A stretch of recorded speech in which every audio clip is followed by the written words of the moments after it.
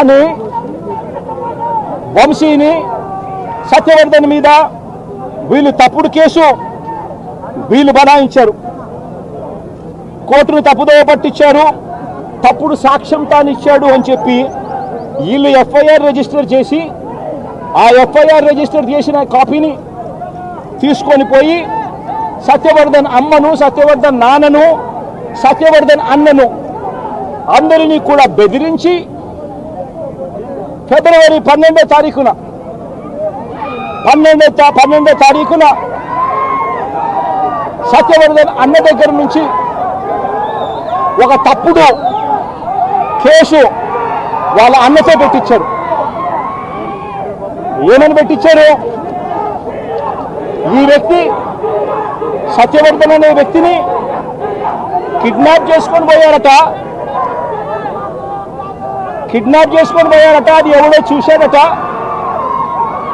ఆ మనిషి దగ్గర 20,000 రూపాయలు, సత్యవర్ధన్ అనే వ్యక్తి దగ్గర 20,000 డబ్బు ఉంటే ఆ డబ్బులు కూడా లాక్కున్నారట. లాక్కొని కిడ్నాప్ చేసుకొని పోయారట అని తప్పుడు కేసు. కనీసం సత్యవర్ధన్ అనే వ్యక్తితో మాట్లాడని కూడా మాట్లాడకుండా ఫిబ్రవరి 12వ తారీఖునే కేసు రిజిస్టర్ చేసి ఫిబ్రవరి 13వ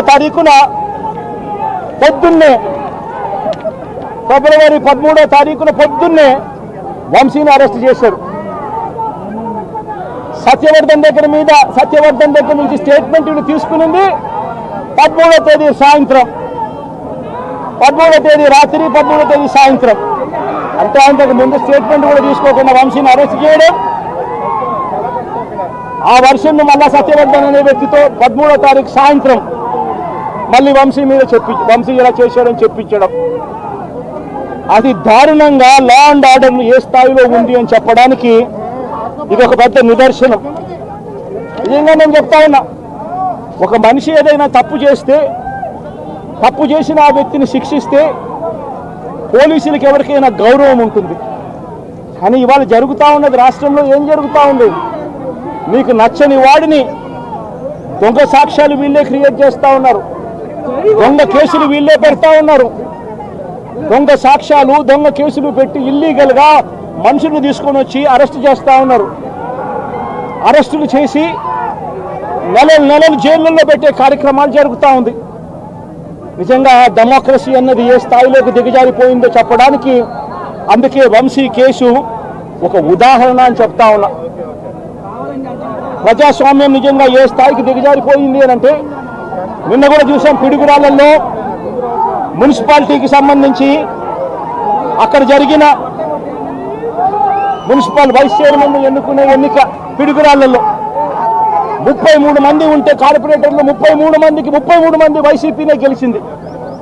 మరి తెలుగుదేశం పార్టీ కార్పొరేటర్ కనీసం ఒక్కడు కూడా లేకపోతే తెలుగుదేశం పార్టీ ఏకంగా పిడుగురాళ్ల వైస్ ప్రెసిడెన్సీ సీటు ఒక్క సభ్యుడు కూడా లేని ఆ సీటును వీళ్ళు సిగ్గు లేకుండా మేమే గెలుచుకున్నాము అని చెప్పుకుంటా ఉన్నారు అని అంటే, నిజంగా పోలీసులు అనేవాళ్ళు చంద్రబాబు నాయుడు గారి హయాంలో ఏ స్థాయికి దిగజారిపోయి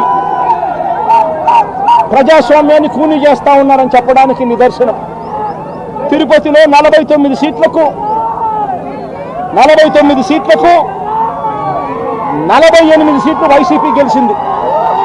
తెలుగుదేశం పార్టీ గెలిచింది కేవలం ఒకే ఒక్క స్థానం. అటువంటి చోట డిప్యూటీ మేయర్ పోస్టు పోలీసుల ఆధ్వర్యంలో తెలుగుదేశం పార్టీ వాళ్ళు కార్పొరేటర్లను కిడ్నాప్ చేసుకొని బస్సులో నుంచి కిడ్నాప్ చేసుకొని పోయి డిప్యూటీ మేయర్లను మేమే గెలుచుకున్నామని చెప్పి వాళ్ళు ప్రకటించుకుంటా ఉంటే పోలీసులు ఏ స్థాయికి దిగజారిపోయినారు తెలుగుదేశం హయాంలో అని చెప్పడానికి ఇంకో నిదర్శనం. తుని నియోజకవర్గంలో 30 కార్పొరేటర్ల స్థానాలు 30కి 30 వైసీపీ గెలిచింది. తెలుగుదేశం పార్టీకి కనీసం ఒక్క అభ్యర్థి కూడా లేడు. వాళ్ళు అలాంటి చోట ఎన్నికలు జరిగితే అలాంటి చోట వైస్ ప్రెసిడెన్సీని వయసుని ఎన్నుకునే వైస్ చైర్మన్ని ఎన్నుకునే ఎన్నిక జరిగితే వైసీపీకి ఎలాగో వైసీపీ వాళ్ళను దౌర్జన్యం చేసి తీసుకునే పరిస్థితి లేకపోయేసరికి తెలుగుదేశం పార్టీ వాళ్ళు ఎన్నికనే పోస్ట్ పోన్ చేశారు. అంటే వీళ్ళకి అనుకూలమైన వాతావరణం వచ్చేదాకా ఎన్నికలు జరపరు. కోర్టు పర్యవేక్షణలో ఉన్న కేసులకు సంబంధించిన పరిస్థితులు ఇవి. పాలకొండలో కూడా అంతే. వైసీపీకి అందులో 17 ఉంటే తెలుగుదేశం పార్టీకి కేవలం 3. వాళ్ళు అక్కడ వైస్ ప్రెసిడెన్సీ అన్నది వైసీపీకి రావాలన్నా తెలుగుదేశం పార్టీకి రావాలన్నా, కానీ వీళ్ళకి అనుకూలత వచ్చేదాకా పోస్ట్పోన్మెంట్. ఇలా ప్రతి సందర్భంలోనూ కూడా డెమోక్రసీని కూని చేస్తూ ఉన్నారు. పోలీసులను వీళ్ళు ఇష్టానుసారంగా వాడుకుంటా ఉన్నారు. నేను ఇవాళ ఒకటే చెప్తా ఉన్నా, ప్రతి పోలీసు వ్యక్తికి కూడా చెప్తా ఉన్నా, మీ టోపీ మీద ఉన్న 3 సింహాలకు కనిపించే ఆ సింహాలకు సెల్యూట్ కొట్టడం మొదలుపెట్టండి. తెలుగుదేశం పార్టీ నాయకులకు సెల్యూట్ కొట్టడం మొదలుపెట్టి, వీళ్ళు చెప్పినట్టుగా చేయడం మొదలుపెట్టి, అన్యాయాలు చేయడం మొదలు పెడితే మాత్రం ఎల్లకాలం తెలుగుదేశం పార్టీ ప్రభుత్వమే ఉండదు అని చెప్పి ఇవాళ ప్రతి అధికారికి కూడా నేను తెలియజేస్తా ఉన్నా. రేపొద్దున మళ్ళీ మా అధికారం వస్తుంది.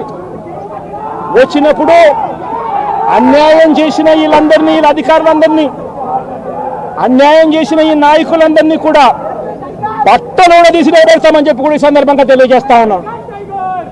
ఎవరిని వదిలిపెట్టేది ఉండదు. ఇదే వంశీని అరెస్ట్ చేసేటప్పుడు సిఐ అన్నాడట, నేను 1.5 సంవత్సరంలో రిటైర్ అయిపోతాను అని చెప్పి. రిటైర్ అయిపోయినా కూడా సప్త సముద్రాల అవతల ఉన్నా కూడా మొత్తం అందరినీ కూడా పిలిపిస్తామని చెప్పి కూడా ఈ సందర్భంగా చెప్తా ఉన్నా. చట్టం మీద నిలబడేట్టుగా చేస్తాం, భక్తులు ఊడదీస్తాం, న్యాయం జరిగేట్టుగా చేస్తాం అని ప్రతి ఒక్కరికి కూడా తెలియజేస్తా ఉన్నాం. ఈ మాదిరిగా అన్యాయం చేయడం మొదలు పెడితే మాత్రం ఖచ్చితంగా ప్రజలు, దేవుడు ఇద్దరు కూడా వీళ్ళని శిక్షించే కార్యక్రమం ఖచ్చితంగా జరుగుతుందని చెప్పి సందర్భంగా మరొక్కసారి వీళ్ళందరికీ కూడా చెప్తా ఉన్నాం. అన్యాయంలో భాగస్వాములు కావద్దండి.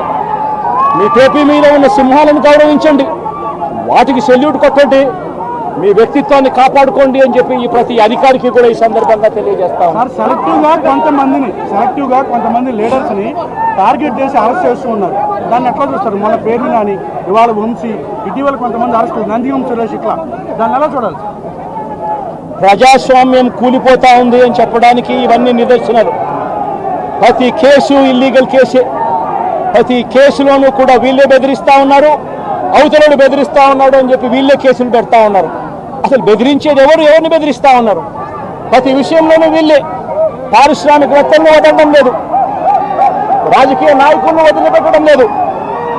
ప్రతి ఒక్కరిని కూడా వీళ్ళే బెదిరిస్తా ఉన్నారు, అవతలను బెదిరించినాడని చెప్పి మళ్ళీ ఎదురు కేసులు పెడతా ఉన్నారు. ఇవన్నీ ఊరికే పోవు, ఇవన్నీ కూడా మళ్ళీ వీళ్ళకి చుట్టుకుంటాయి. చుట్టుకున్నప్పుడు వీళ్ళ పరిస్థితి అతి దారుణంగా తయారవుతుందని మాత్రం ఖచ్చితంగా చెప్తా. అధికారులపైన ప్రైవేట్ కేసులు